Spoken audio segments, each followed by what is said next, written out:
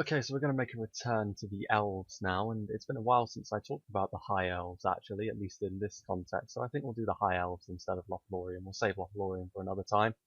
So I'll set up the high elven roster, and we'll take a look at what's new in MOS. Okay, so the high elves, what have they gained and what have they lost? Well, they've technically lost their Quindy units, although their sword Quindy has been replaced by an equivalent unit. And they've gained a couple of other units in places, so we'll start going through them one by one. The light swords are essentially the Quindy replacement. Now, before I go into any sort of detail on the units, at least sort of the overview of the units, it is worth saying that I've said it to death at this point, but in MOS, the High Elves and all of the Elven factions are prohibitively expensive. Some of their units dip into the 3,000 florins each region, which means individually they are extremely good, but you're going to be outnumbered pretty severely. So in a field battle, like on this map, for example, you're going to be in for a bad time, shall we say. Anyway, moving back towards the units, we have the light swords. The light swords form the same function that the sword Quindy did in vanilla, in the sense that they are the lower tier elven units, although it is worth saying that lower tier units still cost over 1,000 florins in MOS, so that's going to be more than most other factions pay for their highest tier units. So naturally they are very, very good at what they do individually, but again, you know, you'll want to be using your higher tier units if you're the elf. So while if you're playing in campaign, you'll be using these guys early on. Generally speaking, you'll be moving on to bigger and better things pretty soon afterwards. The Eldar Spears, of course, these guys are the new Eldar Enway Spearmen. It's basically the same thing. Extremely, extremely difficult to kill. Very high defense. Well, they are now silver instead of gold, which, you know, it's all a matter of taste, whether you think silver or gold is nicer for their armor, but they are still basically the same thing. You form up shield wall and they will stand and hold for a long, long time.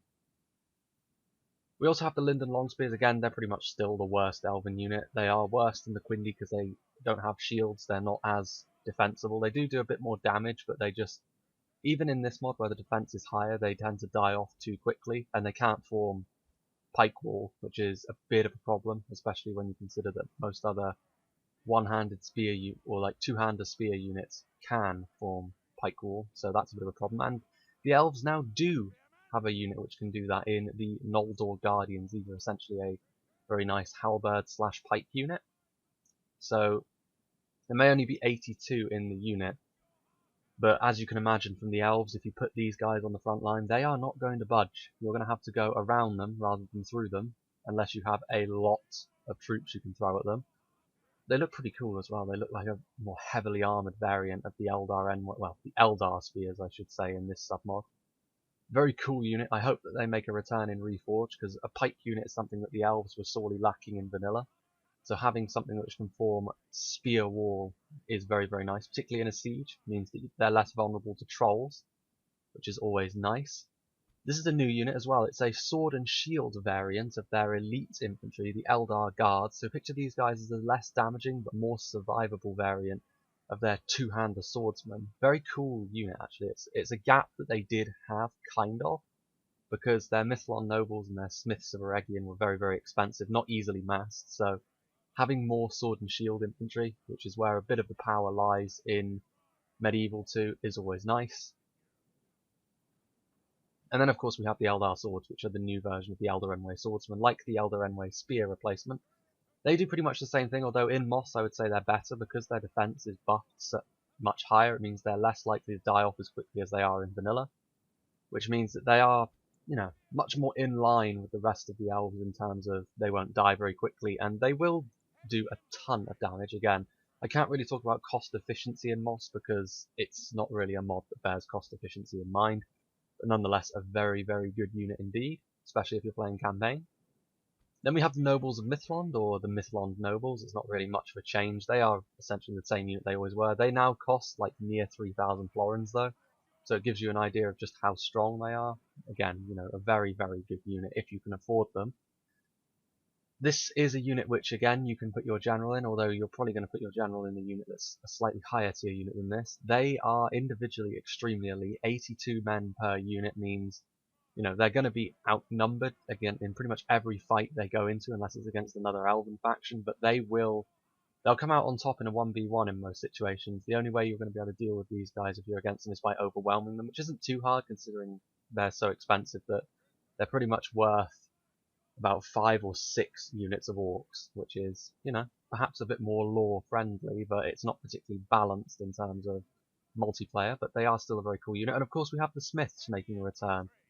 3,200 florins for these guys, and again, they're just like the Mythlon nobles, only more elite with their armor piercing, well, I should say effectiveness against armor. I wouldn't call the hammer piercing armor, but again, you know exactly what to expect from these guys. They are going to tank out the damage, and they are going to dish out some impressive punishment against even the elite infantry that faces off against them.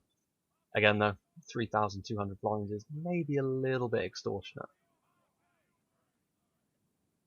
This is the replacement for the bow quindy, and it is the light archers. Again, you know, the bow quindy and the sword quindy were both pretty good units, honestly. Like, for your lowest tier units, they were very, very good, and the light archers, again, very good, just like bow quindy were. Although, you know, they aren't the most armoured, but they will still outperform most other archers, it must be said. That's, you know, what the elves are all about individually. But again, you're not going to be able to field many of them. They're still over 1,000 for a single unit, which means you're not going to be able to mass these guys up very easily, and it only gets worse from here in terms of cost efficiency. The Eldar archers, of course, the new variant of the Eldar Enway.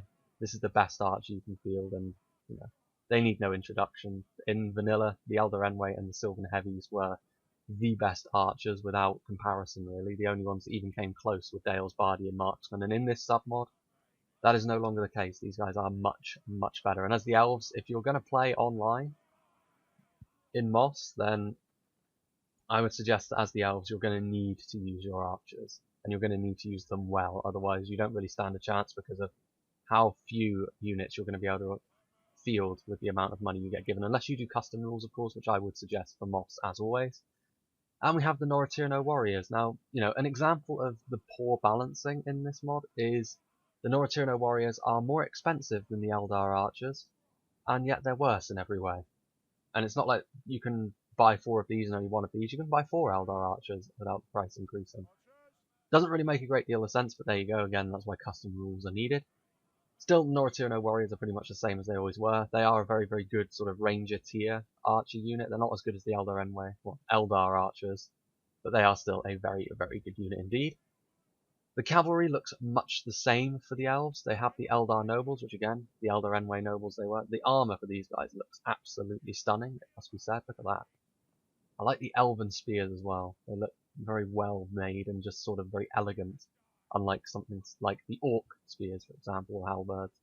Very nice armor, again, your general unit. The general units, I would say, are slightly more useful in MOS because of the increased defense score across the board, means they aren't liable to die easily. I'd still give them hit points if I were the mod developers, but I'm not, so what do I know? Noratirno Cavalry, of course, like slightly lower tier cavalry, but again, low tier is not really a word you need to be using as the elves. Still a very, very good unit. Nice shot cavalry, nice spears. And of course, we have Eldar Lancers. Or, well, Eldar Enway Lancer replacement. These guys, they have their shields, which means they are slightly more resilient to arrows, and they're just very, very impressive in general. I love the armor of the Eldar Lancers. Eldar Enway units in general, just perhaps the best, one of the best looking units in the game. The best standardized armor, anyway.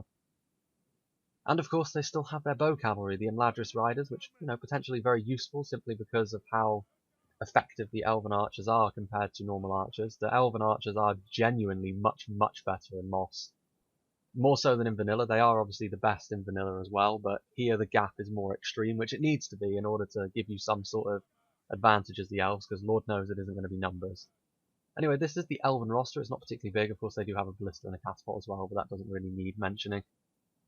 But yeah, the High Elves, if you're going to play them on campaign, I would suggest they'd be a very fun faction to play because you start off with some pretty damn elite forces from the get-go.